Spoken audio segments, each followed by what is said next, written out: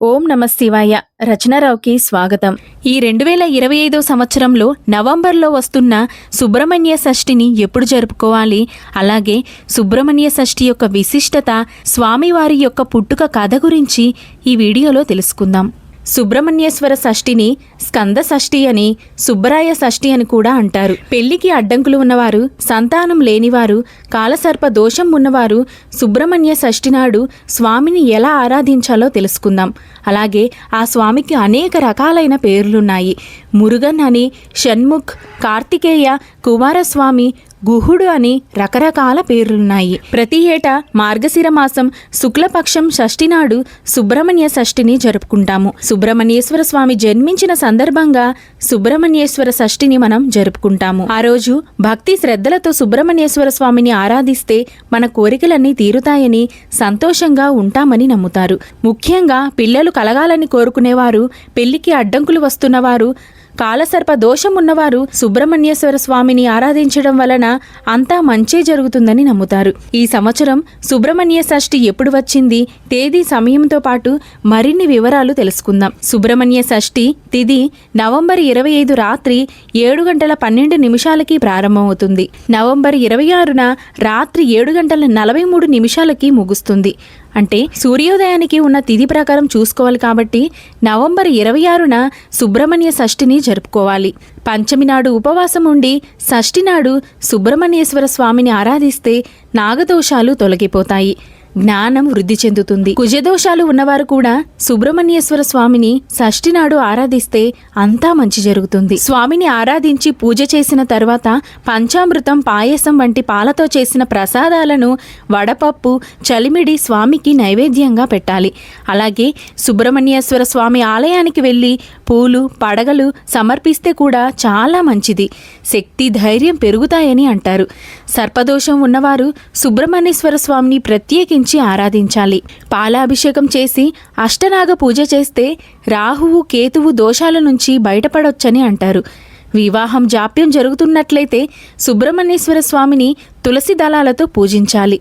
సంతానం కావాలని కోరుకునేవారు ఈరోజు స్వామికి పాలు, తేనె, పంచామృతం, గంగాజలంతో అభిషేకం చేయాలి. అలాగే స్వామివారి ఆలయంలో ప్రత్యేక పూజలు జరిపించాలి. కొందరు నాగుల చీర కూడా కడతారు. ముఖ్యంగా ఈరోజు సుబ్రహ్మణ్యేశ్వర స్వామి యొక్క పుట్టుకను, ఆ కథను తెలుసుకోవడం అతి ముఖ్యంగా భావించాలి. ఈ కథను చెబుతాను, శ్రద్ధగా వినాలని నా మనవి. గౌరీ శంకరుల మంగళకర ప్రేమకు, అనుగ్రహానికి ఐక్యరూపం సుబ్రహ్మణ్యేశ్వర స్వామి. షణ్ముఖుడు, కార్తికేయుడు, వేలాయుధుడు, కుమారస్వామి, కార్తికేయ, షణ్ముఖ్ అని రకరకాల పేర్లున్నాయి ఆ స్వామికి. తారకాసురుడు, సురావరుడు, మరికొందరు రాక్షసులు ప్రజలను, దేవతలను హింసిస్తూ ఉండేవారు. ఈ అసురుల బారి నుండి కాపాడాలని బ్రహ్మను వారు కోరగా శివపార్వతులకు జన్మించిన పుత్రుడు వారిని వధిస్తాడని చెప్పాడు. ఈ రకంగా పార్వతీ పరమేశ్వరుల అనుగ్రహంతో కుమారస్వామి పుట్టుక జరిగింది. శివాంశతో జన్మించిన సుబ్రహ్మణ్యేశ్వర స్వామి గంగాదేవి గర్భంలో పెరుగుతాడు. గంగాదేవి ఆ పుత్రుని భారం మోయలేక రెల్లు పొదల్లోకి జారవిడుస్తుంది. అప్పుడు కృతికా దేవతలు 6 తమ స్తన్యమిచ్చి పెంచుతారు. రెల్లు పొదల్లో పెరిగినందువలన శరవణుడు అని, కృతికా దేవతలు పెంచినందువలన కార్తికేయుడు అని పేరు వచ్చింది. 6 ముఖాలు కలిగినందువలన షణ్ముఖుడు అని అంటారు. నెమలి వాహనం కలిగి ఉంటారు ఈ స్వామి.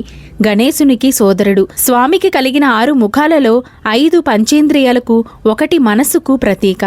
స్వామి అనే నామధేయం సుబ్రహ్మణ్యేశ్వర స్వామికి మాత్రమే సొంతం. సేనాపతిగా సకల దేవగణాల చేత పూజలందుకునే సుబ్రహ్మణ్యేశ్వర అనుగ్రహం పొందితే గౌరీ శంకరుల కటాక్షం లభిస్తుందని ప్రతీతి. తారకాసురుని సంహరించిన కుమారస్వామి మార్గశిర మాసం శుక్లపక్షం షష్ఠి నాడు జన్మించాడు.